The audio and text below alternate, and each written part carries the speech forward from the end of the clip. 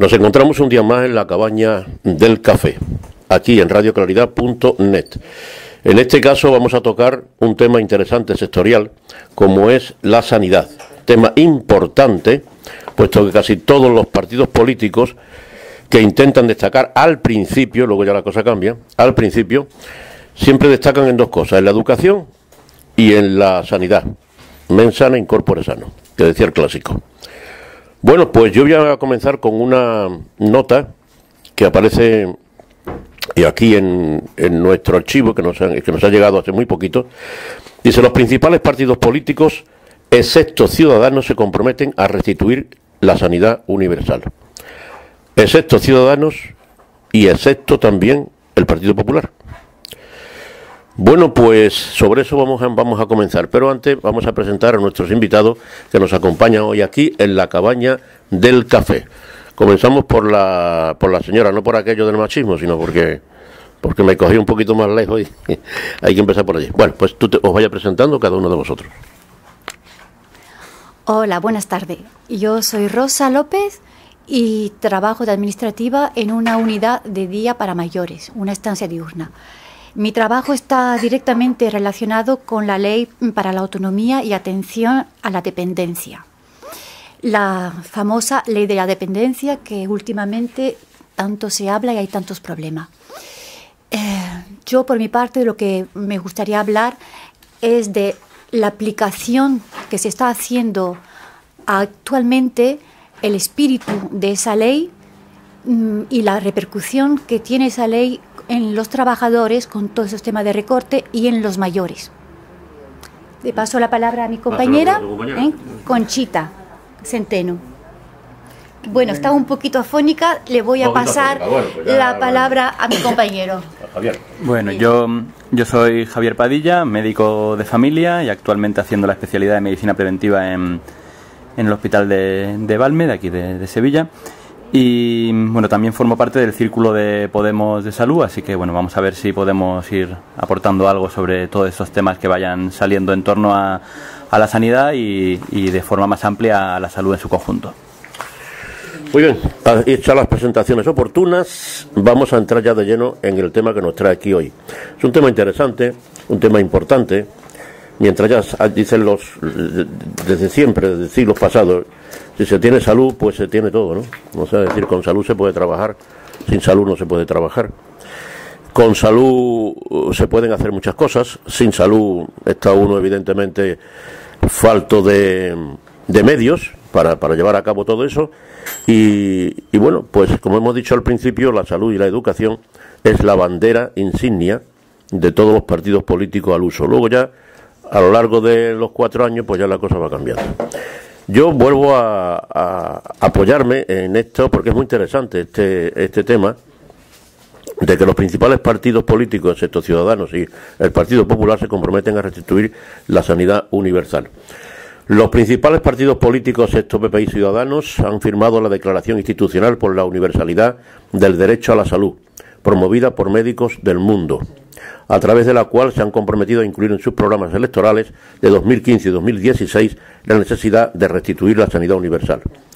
Los partidos firmantes, hay que decirlo, han sido el PSOE, Geroa Bay, Podemos, Izquierda Unida, Coalición Canaria, Esquerra Republicana de Cataluña, Unión Progreso y Democracia, Partido Nacionalista Vasco, Bloque Nacionalista Galego, Convergencia y Unión, Amaiur, Nueva Canaria, ECU y Compromís. Bueno, todos ellos han querido apoyar a médicos del mundo rechazando el Real Decreto 16/2012, aprobado por la exministra de Sanidad, Servicios Sociales e Igualdad, Ana Matos, y que, tal y como ha recordado la presidenta de Médicos del Mundo, Sagrario Martí, ha retirado de la asistencia sanitaria a 800.000 personas, la mayoría inmigrantes en su situación irregular, y cambiando el concepto de universalidad por aseguramiento. Además, según ha recordado el director de Amnistía Internacional, Esteban Beltrán, la medida ha introducido una nueva violación de los derechos humanos sin que además gobierno presidido por Mariano Rajoy, este gobierno que tenemos en la actualidad, haya publicado una evaluación de los efectos del Real Decreto ni de los horarios y ahorros que ha supuesto esta medida para el Sistema Nacional de Salud. Unas medidas contempladas en el Real Decreto que, a juicio también del representante de la Sociedad Española de Salud Pública y Administración Sanitaria, el SESPA, Miguel Carrasco, son injustas, regresivas y contrarias a la evidencia científica. Precisamente, y terminamos aquí, la injusticia de la normativa es uno de los puntos más importantes para la red de mujeres latinoamericanas a quienes, según ha lamentado su portavoz, Mercedes Rodríguez, se le discrimina y se le provoca un deterioro silencioso a la salud física y mental. Comenzamos con el médico. ¿Qué te parece este escritito? Bueno, la verdad es que que Ciudadanos y el Partido Popular no hayan apoyado esto no es algo que sorprenda, ¿no? Por un lado, el Partido Popular es el que propugnó esta ley, por lo cual era utópico pensar que iba a desdecirse en un manifiesto y en vez de desdecirse en el Congreso. Y Ciudadanos forma parte de un grupo de políticas que ha llevado a cabo y que lleva promoviendo desde hace tiempo. Un grupo de políticas que se basan principalmente en ligar los derechos al trabajo y que van encaminados a apoyar este modelo de reforma sanitaria que hizo el Partido Popular, en el cual pasó un sistema sanitario en el cual el acceso a la salud y el acceso al sistema sanitario se concedía y se concebía como derecho, e intercambiarlo por un sistema en el cual, para acceder al sistema sanitario, tenías que cotizar y tenías que conquistar ese derecho, tenías que llegar a conquistar el papel de asegurado. Como bien se comenta ahí, se ha demostrado que eso no disminuye los costes. De hecho, algunas experiencias que hay una muy conocida en Arizona, donde se vio que haciendo esto aumentaban los costes porque la gente acaba desarrollando enfermedades más graves que después en urgencias sí que se les atendía con dinero público. Por otro lado, puede generar problemas de salud pública, y uno de los casos más claros que tenemos es uno de los Alfapam, el subsahariano que falleció por una tuberculosis, que perfectamente esa tuberculosis podía haber estado entrando en contacto con diferentes personas de la comunidad, y además obviamente genera problemas de salud individual. El acceso a la salud es un derecho humano que no puede estar por encima del derecho a la pertenencia legal y documentada a un país. Por lo cual me parece que esto sienta las bases de unas políticas y verdaderamente refleja algunos de los puntos fundamentales de los programas de algunos partidos. Luego hablaremos naturalmente qué dice Podemos de todo esto y naturalmente qué es lo que mantiene en su programa electoral. ¿Con tu afonía Podemos o no? ¿Podemos o sí Podemos? Va a hablar por ti, Bueno, aunque tú hables un poquito, que tampoco, oye, que esto es una cabaña, que aquí todos estamos muy distendidos, que esto es como hablar en familia, ¿no? O casi. Y es lo que pudiéramos hacer cuando estamos tomando café en una casa o en una barra de un bar. Y bueno, pues esto es un poco igual. Así que, ¿te atreves o no te atreves a...? Sí, mujer, sí, que tú tienes una voz muy bonita, verás. Vamos a ver. Te prefiero escuchar ahora, bueno. Vale, ok. Bueno, en lo tuyo es administrativo, Rosa. Y esto tiene mucho que ver con un real decreto, etcétera, etcétera, y con una serie de papelitos que hay por aquí, ¿no? Hay documentos. Al respecto, ¿cuál es tu opinión? Mira, yo lo que quiero comentar a raíz de lo que hemos hablado del derecho a la sanidad, sí me parece esencial, muy importante, y últimamente este gobierno que tenemos, pues ese derecho que se tenía, que ha costado muchísimo trabajo, muchísimas colas, porque antiguamente, yo como soy mayor, me acuerdo todavía de ir a la calle casi de noche a las 6 de la mañana haciendo cola para que me diera un número. Y después la cita era para dentro de una semana, no te podían atender. Ahora mismito sí se ha simplificado y se ha mejorado. Y ahora que estamos mejorando y que estamos ya casi seguros de que es un derecho y lo teníamos asumido como tal, como un derecho, algo que nos pertenecía, ¿no? Como el derecho a que los niños vayan al colegio, que es natural, ahora nos los quieren quitar. Lo quieren quitar y que sea como algo excepcional, un subsidio o si acaso algo de caridad también, ¿no? Es decir, hasta aquí hemos llegado. Puedes pagarlo, no puedes pagarlo, tú eres mayor, tienes una pensión, pero ojo, ahora ya veremos, algunos tratamientos se te pagarán, otro la medicación la tiene que abonar. Entonces se ha pasado de una sociedad de bienestar que teníamos muy bien definido a ahora estamos un poquito en el limbo, con una amenaza perpetua y recorte. Entonces, en sanidad ha habido recorte. Como decía mi compañero, pues sí es verdad, la población inmigrante lo ha tenido bastante crudo, porque llegan una población, entre comillas, de riesgo, ¿no? Porque vienen con una situación de salud tal vez delicada, y que sí pueden transmitir enfermedades y es totalmente lógico. Yo fui emigrante y cuando llegué, yo me acuerdo a Francia, pues nos sometieron a una serie de requisitos sanitarios, vacunaciones, justamente para proteger también y para que todos estemos en el mejor estado de salud y de bienestar, pero también para ayudarnos a nosotros porque veníamos con una carencia y deficiencia. Eso es lo que yo quería aclarar en el tema ese, ¿no?, de la salud. Sí, pásalo. Sí, bueno, con respecto a los inmigrantes y su estado de salud, sí que se ha demostrado que el inmigrante cuando llega tiene un mejor estado de salud que la población general. Habitualmente el inmigrante, la persona que migra es una persona sana, y se ha visto que el estado de salud, que es mejor que el del resto de la población y que consume menos recursos, por lo cual el argumento económico es todavía más endeble a este respecto, ese estado de salud se va asemejando al del resto de la población. Esto es lo que se llama el fenómeno del inmigrante sano, que posteriormente, a lo largo de los años, se va asemejando al resto de la población. Yo creo que aquí es importante diferenciar dos argumentos fundamentales que se dan para hacer este tipo de reformas que van en favor de la destrucción de la universalidad de los servicios públicos. Por un lado está el recurso a lo económico, ¿no? Se encumbra al ser humano y a su sociedad como algo que gira en torno a lo económico y se dan argumentos económicos que luego resulta que no se sustentan sobre una base empírica, ¿no? En teoría, dar la asistencia sanitaria a los inmigrantes va a ser más caro, pero luego resulta que cuando bajamos al campo de la realidad y lo analizamos no es más caro. Es decir, nos basamos en presupuestos teóricos económicos que luego no se confirman. Y luego está el ámbito de lo ordenado, ¿no?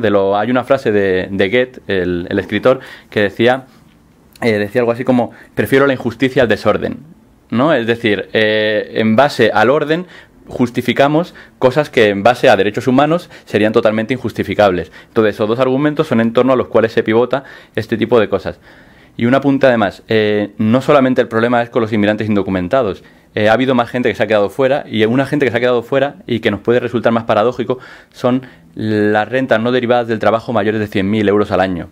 Hay quien podría decir, ¿y por qué, no? ¿Por qué a los ricos los quieren dejar fuera? Hace unos años salió un artículo en una importante revista médica, el British Medical Journal, que se llamaba El asalto a la universalidad de los servicios públicos. Se hablaba de una hoja de ruta que se debería seguir para destruir los servicios públicos universales. Uno era el identificar un grupo de población que no fuera merecedora de esos servicios y quitárselos. En este caso serían los inmigrantes indocumentados.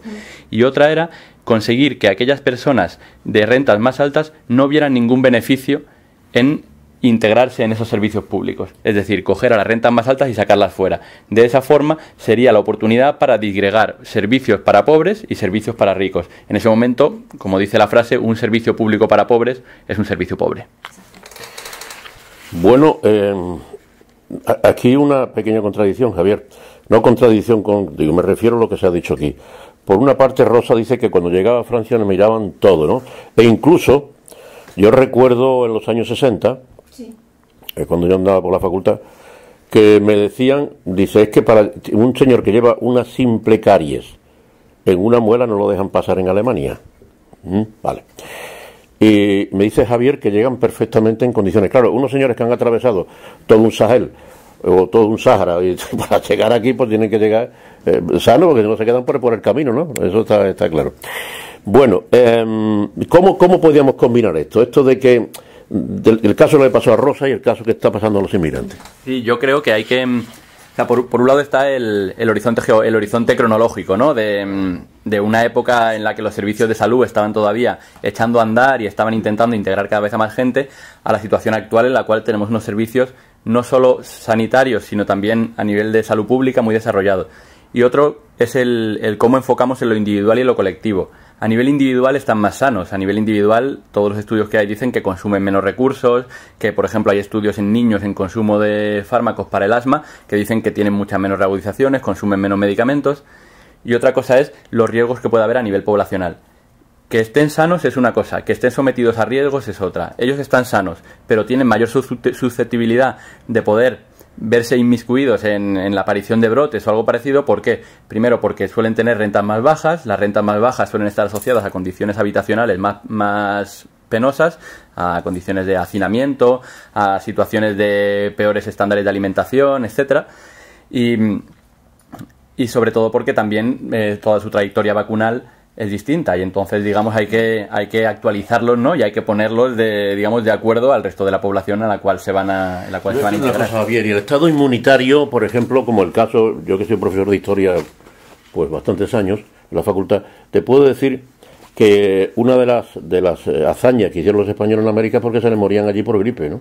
Digo, los indios se morían por una simple gripe, un simple resfriado. ¿Puede haber una inmunidad o sea, no tener esa inmunidad y naturalmente padecer reacciones patológicas cuando vayan a España? Está claro que la inmunidad se gana viviendo, ¿no? Entonces está claro que la inmunidad de unos sitios no suele ser la inmunidad de otros. Lo que pasa es que a día de hoy, con los procesos migratorios transcontinentales y la globalización, sí que hay ciertos estándares homogéneos de inmunidad. Sí que hay algunos lugares en los que, pues, sitios en los que la malaria es endémica, que la gente tiene una inmunidad natural, cuando llegas allí, pues entonces sí que tienes problemas. Pero cuando llegas a un lugar en el que en general hay menores enfermedades, lo normal es que no tengas problemas de inmunidad porque en general, por un lado te beneficias de la inmunidad de grupo y por otro lado hay menor circulación de microorganismos en el entorno, ¿no? Yo te voy a dar la voz a Rosa, pero quiero un segundito. Tú te vas a especializar ahora en medicina preventiva y salud pública. Lógicamente te voy a preguntar cómo está la sanidad preventiva en España, o sea, cómo está esa especialidad, no ya digo por especialistas, sino en el gobierno español, cómo contempla esa prevención médica. En relación a la prevención hay que analizar, yo creo, principalmente que centrarse en dos discursos. Uno, el puramente médico, y otro, el que viene de políticas más macro, ¿no? A nivel médico hay un problema fundamental y es que no tenemos una estructura para evaluar qué es lo que nos vale y qué es lo que no nos vale. Se hacen un montón de intervenciones de prevención que a los años se ve que verdaderamente no aportan salud a la población. Por ejemplo, la detección precoz del cáncer de próstata midiendo una cosa en análisis de sangre que se llama PSA, eso se ha demostrado que eso no disminuye la mortalidad, no hace que la gente se muera más tarde. Sin embargo, eso pues se puede seguir haciendo sin ningún tipo de problema porque no tenemos estrategia, no tenemos instituciones que vayan evaluando eso y vayan diciendo esto sí, esto no. Y sin embargo, otras actividades de prevención que sí que pueden haber demostrado una utilidad mayor para mejorar la salud de la población no se implementan. ¿Por qué? Porque no tenemos una cultura de la evaluación en nuestro país. Pero no tenemos una cultura de la evaluación ni para las actividades de prevención ni para poner kilómetros de AVE. Aquí generalmente la implantación de unas medidas o de otras están más relacionadas con los intereses individuales o microcolectivos de los grupos o grupúsculos políticos que están en las instituciones más que en la evidencia científica y empírica que hay al respecto. Y luego por otro lado está a nivel de políticas. La prevención y la promoción han de ir de la mano. Para conseguir unos mayores estándares de salud en la población y conseguir que haya menor carga de enfermedad, lo que hay que conseguir es mejorar las condiciones de vida de la gente. La mejor forma para no ponerse enfermo es nacer rico. Y de esa manera vivirás 10 años más que los niveles más bajos de las clases sociales. Eso es lo mejor. Lo mejor que te puede pasar para tu salud es nacer rico. Entonces lo que hay que conseguir es que esas mejoras en las condiciones de vida de la gente vayan añadiéndose y vayan implementándose para todas las poblaciones. Un gran avance para mejorar la esperanza de vida de la población fueron las vacunas, pero otro fue la potabilización de las aguas. La potabilización de las aguas no tiene nada que ver con la sanidad, ni tampoco tiene nada que ver el acceso a mejores alimentos, pero sin embargo, o por ejemplo el empleo, pero sin embargo eso tiene un efecto sobre la salud mucho mayor que el que pueda tener el acceso a la último fármaco para el tratamiento del colesterol, por ejemplo. Y eso es una visión que todavía nos cuesta mucho ver porque tenemos una visión todavía que viene arrastrada de cuando no había un sistema sanitario fuerte y entonces para cualquier nuevo avance suponía todo un éxito y lo veíamos todo en forma de prestaciones, no en forma de sistema en su conjunto. Evidentemente, Javier, les pasamos ahora a Rosa la voz. Sí. Lo del PSA me ha dejado un poco así, porque es un marcador de neoplasia, evidentemente, ¿no? Eso es un marcador canceroso. Pero bueno, es lo que hay. O sea, hasta ahora no hay otra cosa nada más que la forma de interpretación. Bueno, vamos con Rosa. ¿Qué opinas de todo esto que estamos hablando? Vale. Pues yo lo que opino es que está todo muy, muy interrelacionado, porque hablando de la salud y la potabilización del agua, pues por ejemplo ahora mismo, cuando hay desempleo y crisis, pues hay muchas depresiones. Y eso nos afecta a todo y en lo más básico. Inseguridad en el trabajo, no se duerme, no se rinde, no se come, y eso te está creando también pues dolencia y enfermedades. Es decir, que todo ahora mismito, la cantidad de gente que toma pastillitas para dormir o serotonina para estar un poquito mejor, es tremendo. En cuanto a los inmigrantes, antes, cuando yo comenté mi caso, estamos en Europa y España tenía un retraso en los años 60, que yo me fui en el año 64, un retraso tremendo en sanidad, tremendo. Entonces, claro, tú llegas a un país, Alemania no conozco, Francia, ¿no? Con cada niño con sus cartillas sanitarias, sus vacunaciones que están totalmente reguladas, son muy pesados con los papeles, entonces aquello es tremendo. Y tú llegas totalmente indocumentado sanitariamente allí, a esos países, pues claro, la diferencia es abismal. Y el estado de salud, pues mira, también había muchísima carencia alimenticia en esa época, porque los sueldos eran mínimos también, y los inmigrantes que nos fuimos fue por motivo económico. Y entonces, pues, no llegamos llegamos en buenas condiciones, sí, pero con muchos problemas y mucha desigualdad también, y tuvimos que remontar, eso sí. Eso es a nivel de salud. Y por otra parte también, a mi entender, lo que está ocurriendo ahora mismito, cuando tú hablaste de las personas con renta superior a 100.000 euros, dos tipos de sanidad. La sanidad pública, asistencial, como Casa Socorro de antes, y la privada. Entonces, el que tiene dinero se va a la privada y ahí no tiene problema. Se lo hacen todo. Y los demás, pues habrá que atenerse al sistema que los que están ahora mismito en el poder nos quieran dar, que son migajas, lo mínimo que se puede dar. Lo mínimo, porque estamos en Europa, ¿no? Pero ya está. Yo te voy a decir una cosa con respecto y ahora vamos a entrar en la medicina privada y en la medicina pública. Vamos a ver. Muface, por ejemplo, los que estamos en Muface, llevamos tiempo en eso, estamos haciendo copago de toda la vida, ¿no? Y en cambio, en cuanto pasa a la seguridad social, al hacer copago de 1 euro, ya la gente se suben por las paredes. Evidentemente, no vamos a entrar aquí ahora en las diferencias que hay entre uno y otro, etcétera, etcétera, que las hay. Pero me gustaría que tocáramos ese tema, el tema de la sanidad privada y el de la sanidad pública. ¿Qué ventajas tendríamos con una sanidad privada pública, bueno, no mixta, me refiero, sanidad pública y sanidad privada, que pudieran convivir juntas, o una solamente fuera privada o que una fuera solamente pública? Entramos ahí en ese tema espinosillo, pero vamos a por ello, ¿no? Sí, claro. A mí, que me muevo en el ámbito asistencial, pero también en el ámbito académico, sí que me gusta un poco fijarme en lo que ha habido y lo que se ha evaluado, y pues un poco el empirismo, ¿no? ¿Qué es lo que se ha evaluado y que se ha visto que funciona de una manera o de otra? Sistemas sanitarios privados puros no existen. Ni siquiera Estados Unidos. El sistema sanitario estadounidense, Estados Unidos tiene un 18% de su Producto Interior Bruto destinado a sanidad. Más del 9% es público. Es decir, Estados Unidos destina a sanidad pública mayor porcentaje que España en su conjunto. Me permite un inciso.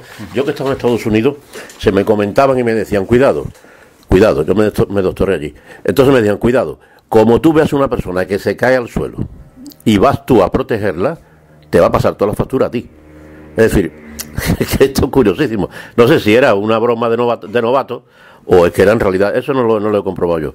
Lo que sí está claro que me decían, como tú ves que te cae, bueno, la persona en España se cae en una acera y uno, de hecho me ha pasado a mí, ¿no? Es que he visto una persona que se ha caído y he ido un poco a ver qué le pasaba. Allí en Estados Unidos me decían, en ciertos estados no se puede hacer eso, porque es que tú cargas con todos los gastos de ese enfermo, lo que tenga. Claro, la gente pasan por al lado y lo dejan al pobre allí como se ve en las películas, ¿no? Que ahí tirado. ¿Sabes algo de eso? El hombre, que yo sepa, ahora mismo al menos no es así. No sé por aquel entonces, ¿no? Pero sí que es cierto que un sistema de aseguramiento individual lo que promueve, está claro, que no es la solidaridad entre financiadores, ¿no? Pero bueno, entonces, un sistema privado puro no existe. No existe porque el Estado siempre acaba jugando una función de rescate de los más necesitados. Entonces, la cosa es que cuando entra en competencia lo privado y lo público, es cuando nos observamos cosas, por ejemplo, como lo de Estados Unidos, en los cuales se aumentan los costes y acaba destinando Estados Unidos un 9% de su Producto Interior Bruto del gasto público para sanidad, lo cual es una barbaridad y, de hecho, pues bueno, en el momento de la crisis ha puesto verdaderamente en jaque a la economía estadounidense porque la economía de la sanidad es una economía no productiva dentro del concepto de producción material, ¿no? Por lo que produce son otros bienes de salud, pero son otros bienes distintos.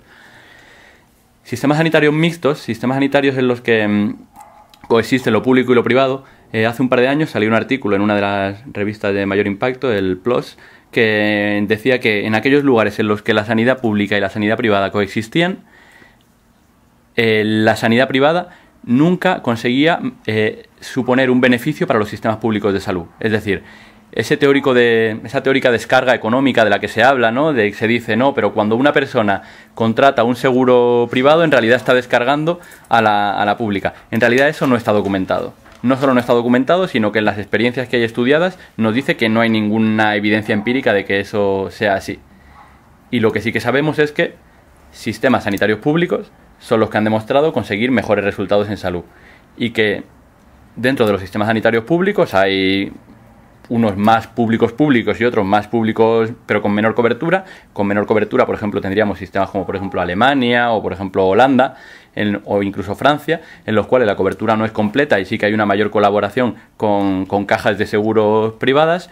Pues eso, no consiguen llegar a toda la población, aunque sí que tienen unos resultados bastante positivos. Bueno, estamos hablando de países en los que hay un PIB per cápita elevado y que se pueden permitir altos niveles de tecnología y altos niveles de desarrollo organizativo.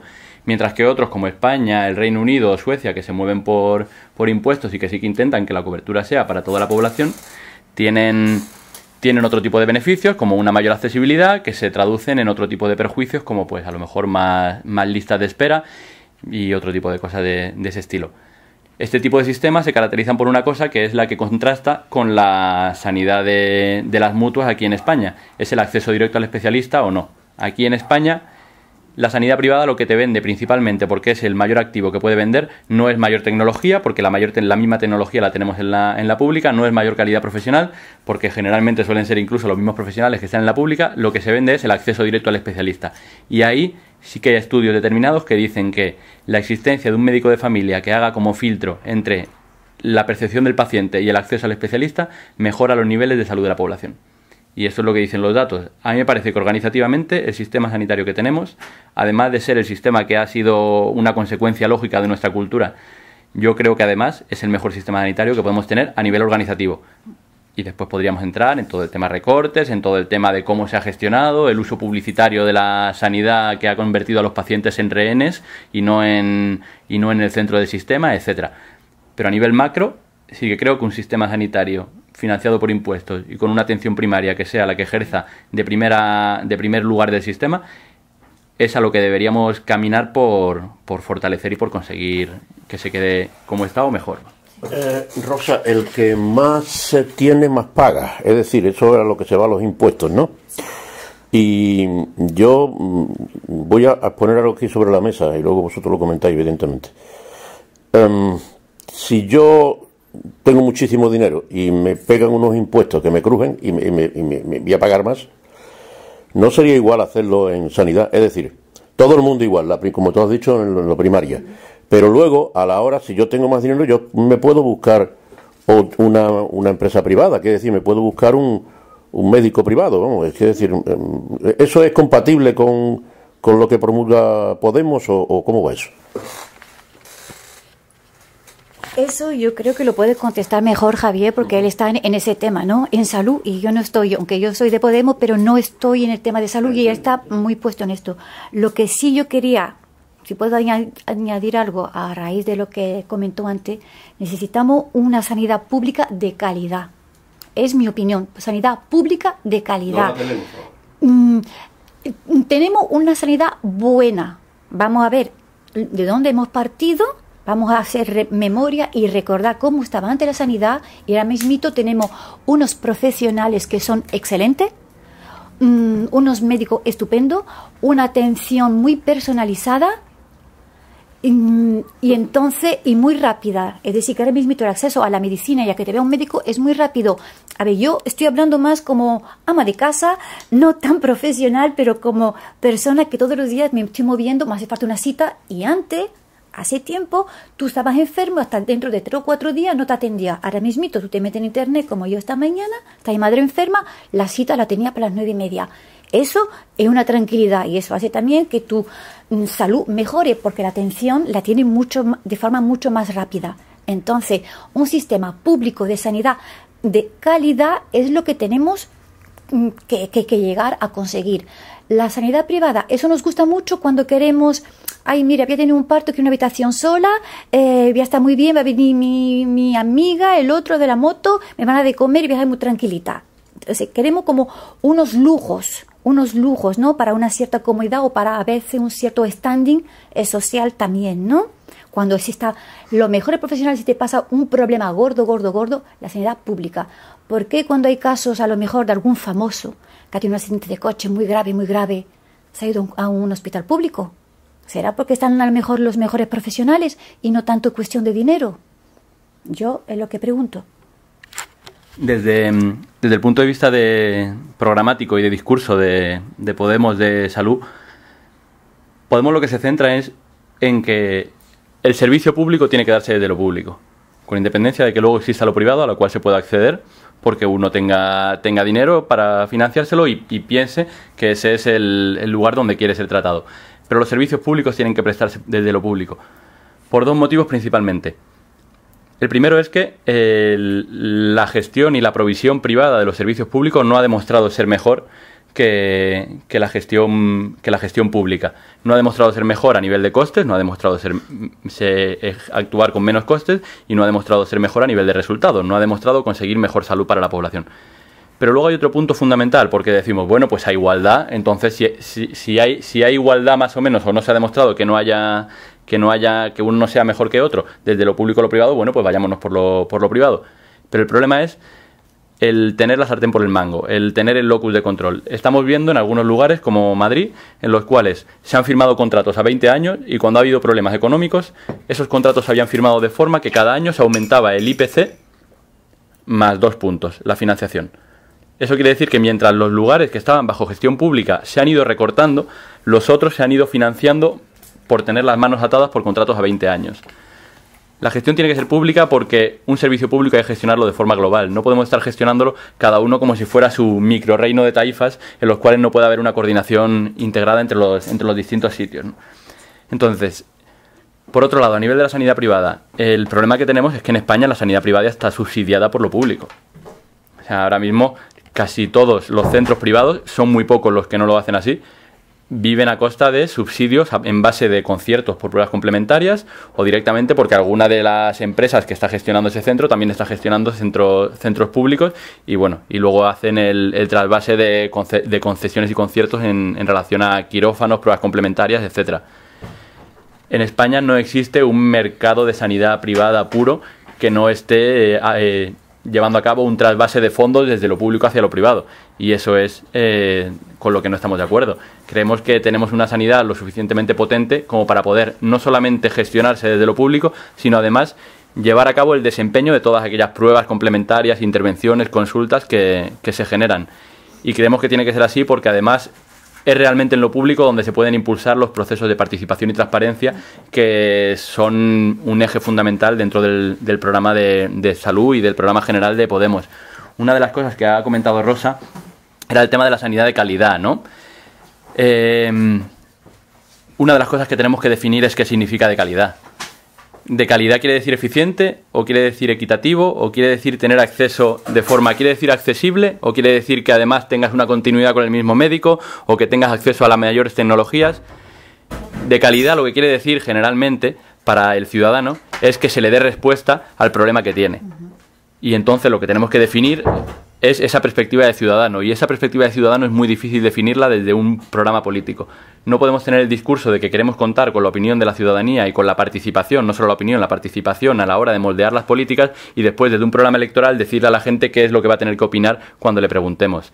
Hay que poner unos cauces de participación y de transparencia, y además hay que asegurar que, partiendo de unos principios básicos, eso se va a implementar para que la población tenga una voz real a la hora de definir, por ejemplo, eso. ¿Qué quiere decir un servicio público de calidad? Muy bien, creo que está quedando para los oyentes muy clarito que estamos hablando aquí de sanidad y vamos a entrar en otros aspectos también poco peliagudos, ¿no? Pero que están ahí. Tenemos 2 horas de programa, entonces en esta primera hora estamos haciendo una visión general y en algunos puntos estamos profundizando, pero en la segunda veremos ya el programa de Podemos. En cuanto a lo primero, se nos queda ahí una cosa que yo estaba deseando que saltar con ella, los recortes, los famosos recortes. Bueno, veníamos de una crisis que nos la dejó el señor Zapatero, lo coge el Partido Popular, tiene 4 años para sacarlo adelante. Estamos terminando esos 4 años ya, porque esto va a ser, las elecciones próximas van a ser sobre noviembre-diciembre, y todavía nos queda un poquito. Pero ya hemos cubierto bastante. Rosa, empezamos por ti. Vamos a ver. Bueno, para ti si tú quieres, porque esto es una tertulia abierta. Claro, no te preocupes, tú tranquila. ¿A ti se te ha quitado lo de la ronquera o todavía no? No. Cuando lleguemos mayores. Yo vengo, te acompaño y me gusta escuchar. Y te gusta escuchar, pero bueno, de cuando en cuando tú puedes también intervenir cuando quieras, evidentemente. Bueno, vamos con los recortes, Rosa. Desde el punto de vista administrativo, ¿cómo lo...? Yo puedo hablar de los recortes Yo puedo hablar de los recortes administrativos en lo que se refiere a la ley de dependencia, ¿eh? Que eso lo veremos después también. Entonces, si quieres lo dejamos para después, porque lo que es la sanidad pura, Javier está mucho más al tanto, pero yo de sanidad, ahí no tengo números. Algo de dependencia, ¿no? Bueno, la dependencia, una ley estupenda que se aplicó desde el año 2002, de una manera, a mi entender, ágil y sencilla. Después, con el tema de la crisis, han ido sacando leyes, decreto con idea de paralizarla, y hay centenares de miles de personas mayores esperando un derecho, porque es un derecho, eso lo hizo Zapatero, ya no era un poquito de caridad que se le daba, un subsidio, no, era un derecho de la persona mayor a que se le atienda de forma dignamente, y tenía tipos de recursos como residencia, estancia diurna, ayuda a domicilio, ¿no? Y esto facilitaba también la vida de la familia para trabajar y de las cuidadoras, que siempre son las mujeres principalmente. Eso se recortó y ahora mismito, para que una persona mayor acceda a algo, échale como 3 o 4 años, desde que rellena un papelito. Entonces muchos fallecen en el camino.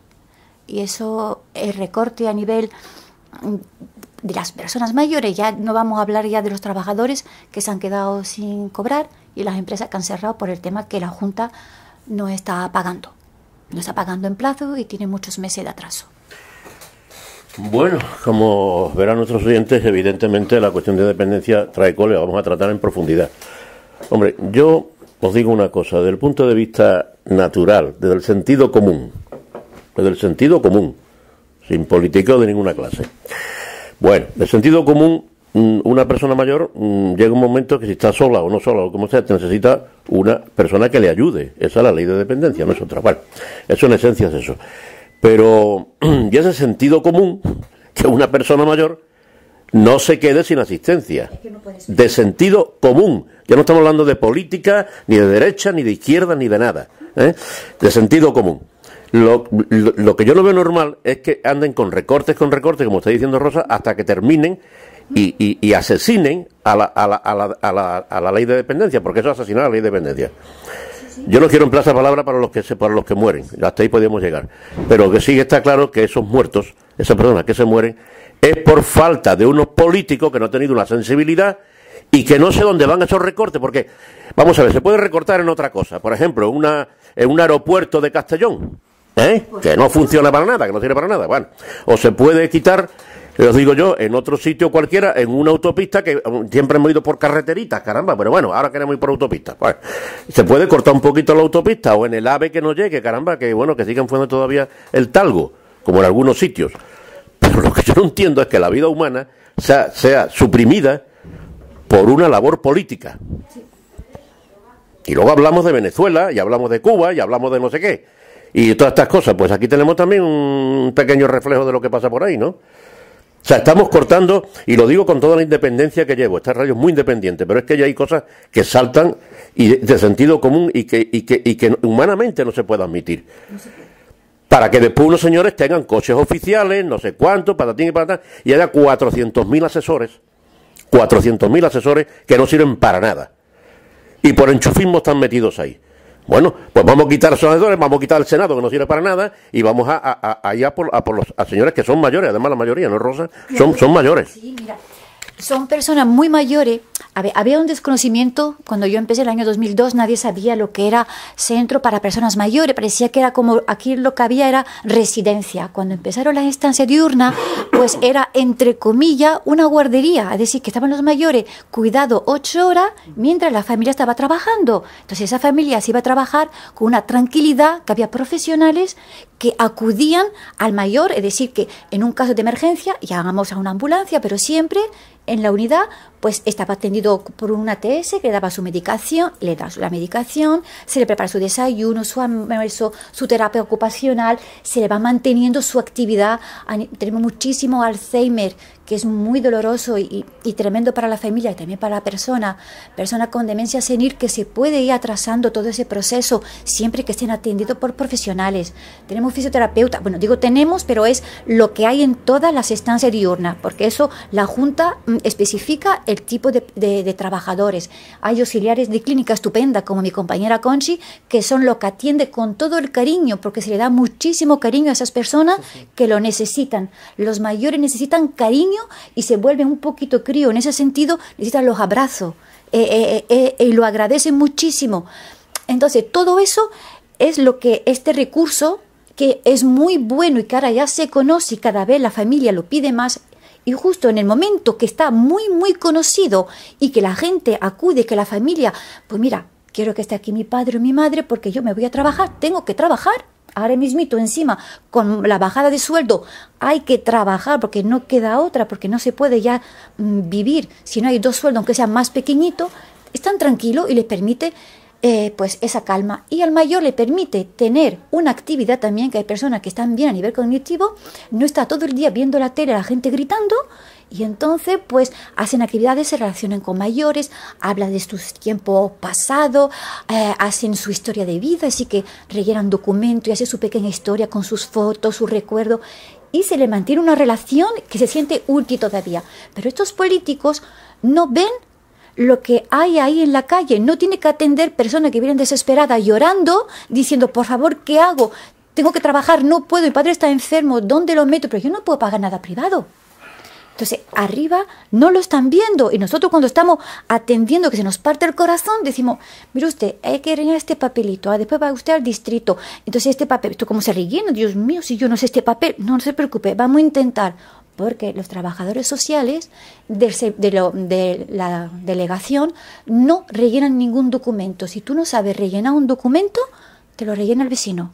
Nadie te va a ayudar en la administración a rellenar papeles que son personas mayores, que son papeles complejos y que no entienden lo que hay que hacer. Entonces eso ya te limita muchísimo.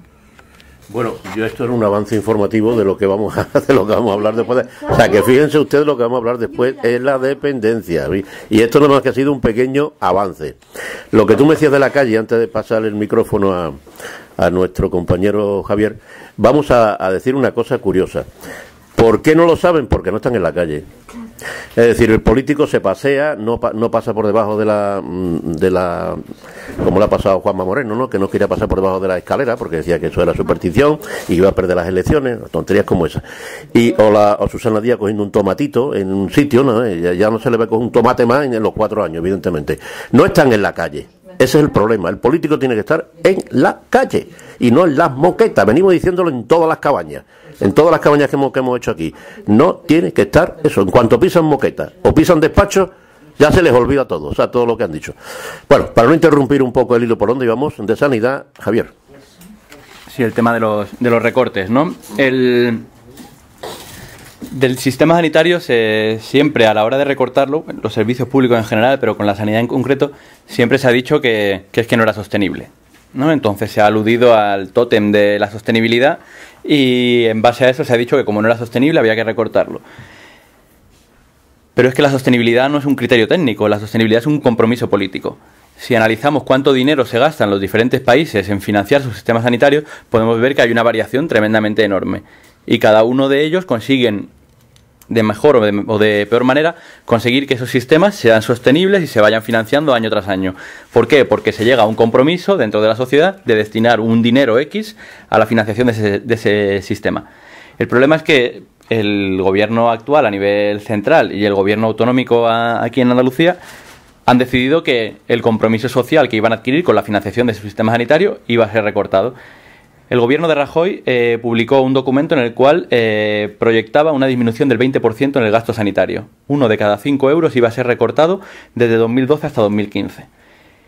Y entre los años 2008 y 2012 hemos visto a nivel real, no a nivel presupuestario, sino realmente, que en Andalucía ha habido una disminución del 10%. 1 de cada 10 euros se ha dejado de destinar a sanidad, mientras se seguía utilizando un discurso según el cual no estaba habiendo ningún tipo de recorte en sanidad en la comunidad andaluza. No solo eso, sino que se ha producido un recorte sobre algo que ya estaba muy recortado. Andalucía tiene el gasto sanitario por habitante más bajo de toda España. Mientras que la media son 1.255 euros por habitante, en Andalucía hay 1.091. Es decir, más de 150 euros menos de financiación para el conjunto para cada habitante en el conjunto de la comunidad. Claro que se están llevando a cabo recortes. Se están llevando a cabo recortes que están haciendo que se soporten principalmente por dos instancias. Por un lado, por los profesionales, que en nuestra comunidad han sido unos de los más recortados, y no solamente a nivel de salario, sino sobre todo a nivel de condiciones de trabajo. Hemos tenido hace poco a miles de trabajadores eventuales que estaban con contrato al 75%, renovándose de un mes a otro, incluso cambiándolos de un sitio, de una provincia a otra, simplemente con un mes, o sea, de un día a otro de antelación.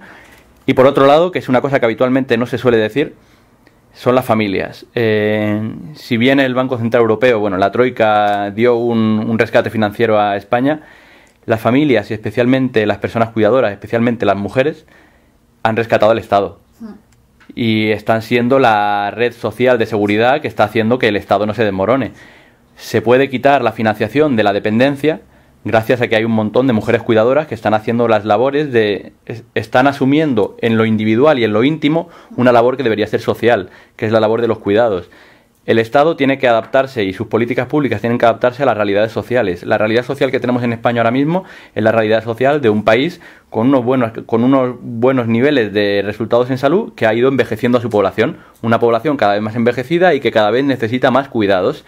Esos cuidados, como cada vez son más un problema de dominio público, lo público debería abordarlo y debería socializar esos cuidados.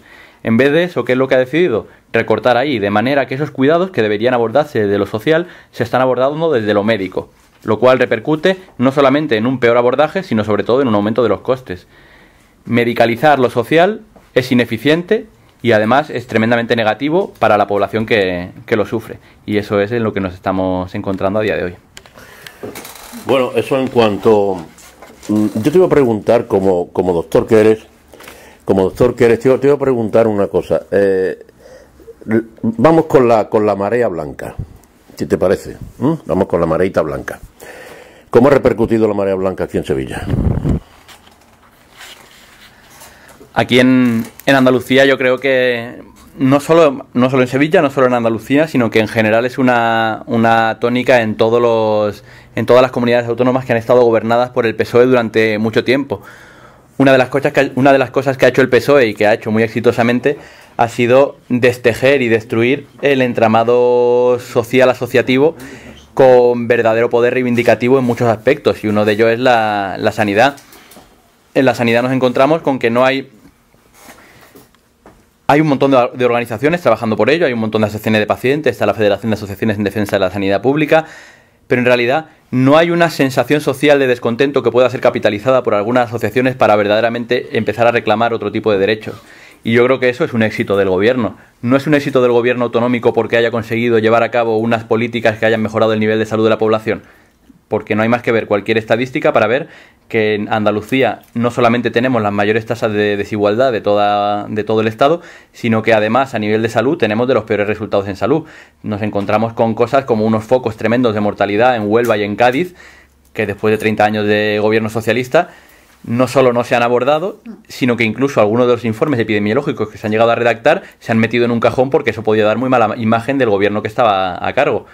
Entonces, han conseguido desactivar todo tipo de movilización social y no lo han hecho por una buena gestión, sino simplemente lo han hecho porque han enarbolado el miedo a la llegada de lo externo, a la llegada de la derecha, porque pudieran desmontar el entramado de servicios públicos, y a la vez se estaban autoadjudicando un teórico progresismo y un teórico izquierdismo dentro de sus políticas que realmente era más dialéctico y verbal que otra cosa. Hay enchufismo en todo esto, es decir, hay personas que no están capacitadas para desarrollar estas labores y están. ¿Tenéis conocimiento de algo? No vamos a decir nombres y apellidos, evidentemente, pero ¿tenéis conocimiento de que hay algo de eso? Estamos hablando de las autonómicas, de Andalucía, y lógicamente, bueno, es que por lo menos yo quiero saber, porque esta duda me corroe hace muchos años, si hay mucho enchufismo dentro de esto y otras personas que valen se quedan fuera, por ejemplo. Digamos que el nivel político de colocación de cargos y de mediación en sus funciones llega muy abajo. Y el nivel técnico llega muy poco arriba. Es decir, hay mucha gente trabajando que realmente no accede a esos puestos, y no solo no accede a esos puestos, sino que las labores que lleva a cabo no pueden realizarlas desde un punto de vista puramente técnico porque hay injerencias políticas hasta niveles muy bajos de la escala institucional.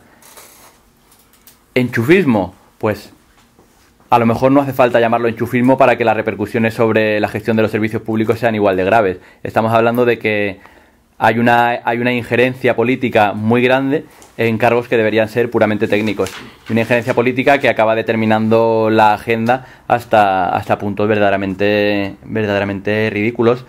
Y todo porque la sanidad se ha convertido en un eje de propaganda. Y la sanidad se ha propagandizado todo lo relacionado con los sistemas sanitarios y con los servicios de salud, hasta el punto de que, bueno, no hay más que ver que es uno de los puntos con el que siempre se llenan la boca los dirigentes socialistas, haciendo además oídos sordos a aspectos como, por ejemplo, lo que hemos comentado de focos de mayor morbilidad y mortalidad relacionado con los polos químicos industriales en Huelva y en Cádiz, por ejemplo, que parece que es algo de lo que no se hace caso, o por ejemplo viendo que fue aquí en Sevilla uno de los lugares donde se ha dado uno de los mayores brotes de sarampión de la última década en Europa, y ocurrió a partir de la aparición de casos de sarampión en población excluida a la cual el sistema sanitario no había llegado. Ahí hay un problema político.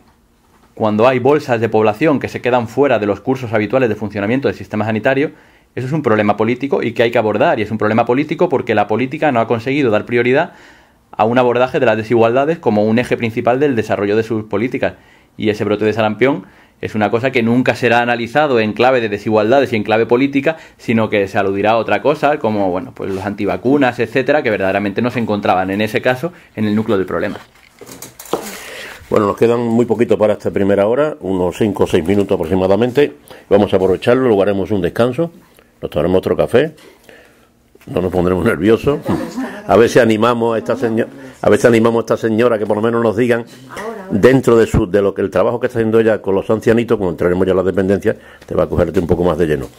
Bueno, pues lo que estamos viendo es que es curiosísimo destapar tantas alcantarillas como se está destapando aquí en la cabaña. Ya tenemos un poco de popularidad en eso. Nos dice, oye, que estáis destapando muchas cloacas de la política. Bueno, pues para eso estamos. Entonces, ¿para qué vamos a estar aquí? ¿Para poner música nada más? No, señor. Bueno, hay aquí una nota que me acaban de pasar ahora mismo, porque me están pasando algunas notas, pero que tiene que ver con la ley de dependencia, que la vamos a tratar después, en la segunda hora. El recorte de los 200 millones de euros en dependencias, trabajadores sin cobrar. Eso hay algo de esto, por lo visto. Y luego hay 120.000 dependientes que fallecieron, que tú me lo acabas de decir antes, Rosa, este año esperando este recurso, que es un derecho, naturalmente. De eso vamos a hablar en la segunda hora, como sabéis. Pero esto de los 200 millones de euros en dependencia para trabajadores sin cobrar, no sé si sabéis alguna cosa de esto. ¿Te lo digo yo? Venga, dilo tú. Pues Pues te lo digo yo, que no estamos cobrando, así que Que no estamos cobrando los trabajadores. Pues te lo digo yo, los recortes. Vamos a ver, claro. Ahí ya te podemos hablar. Nosotras, pero muchísimas residencias y estancias diurnas de mayores porque la Junta no está pagando. Es decir, que estamos haciendo un sacrificio los trabajadores ahora mismito colosal.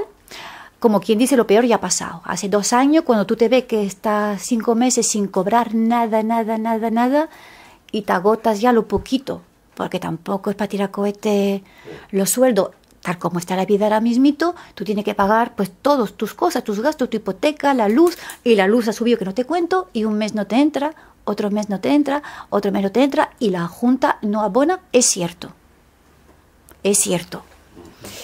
Tengo conocimiento. Entonces, claro, las empresas pues tienen que seguir pagando los proveedores, tienen que seguir pagando el alquiler, tienen que seguir pagando la luz, la empresa tiene que seguir pagando el catering, si no, ¿cómo atendemos a los mayores? Y que ahí hay un problema de esos recortes que son reales, que ha mejorado un poquito y está mejorando ahora porque hay elecciones también, se lo digo, pero todavía hay una deuda de meses de la Junta hacia lo que es las empresas. Y además está acogido unos trucos que se está acogiendo para retrasar de forma legal los pagos, ¿no? Es decir, antiguamente las residencias pues cobraban, si tenían 100 plazas, cobraban pues casi siempre las 100 plazas, las ocupadas y la reserva de plaza por la que no estaban ocupadas. La Junta ahora, la plaza que no está ocupada, paga 0. Significa que la ley está totalmente parada, no entra ningún usuario en residencia y esa plaza le cuesta y no le abona la Junta nada a la residencia y a nosotros, estancia diurna, a la estancia, exactamente más de lo mismo. Esas plazas, esa reserva, la paga únicamente 30 días al año una vez.